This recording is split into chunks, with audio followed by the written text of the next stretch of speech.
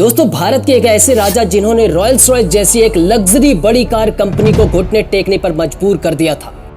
अगर आप एक इंडियन हैं तो ये कहानी सुनते ही आपका सीना गर्व से चौड़ा हो जाएगा।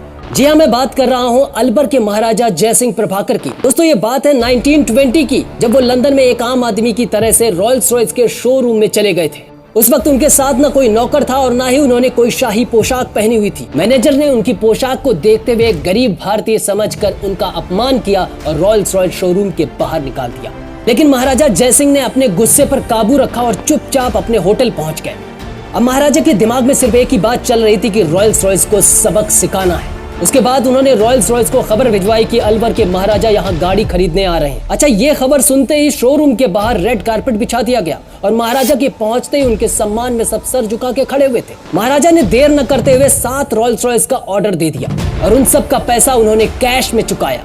इतना बड़ा ऑर्डर सुनने के बाद रॉयल्स रॉयस वाले तो खुशियां मना रहे थे, लेकिन महाराजा के दिमाग में तो कुछ अलग ही खेल चल रहा था। आगे सुनिए दोस्तों, मजा आ जाएगा। जब वो गाड़ियां महाराजा के महल में पहुंची तो बैठना तो दूर की बात, महाराजा ने उन गाड़ियों को छुआ तक नहीं और मैनेजर के सामने उन 7 गाड़ियों को नगर पालिका में कचरा उठाने के लिए देने के लिए ऐलान कर दिया। ये बात मैनेजर के सुनते ही उसके पैरों के नीचे से जैसे जमीन खिसक गई और ये बात जंगल में लगी आग के जैसे पूरी दुनिया में फैल गई।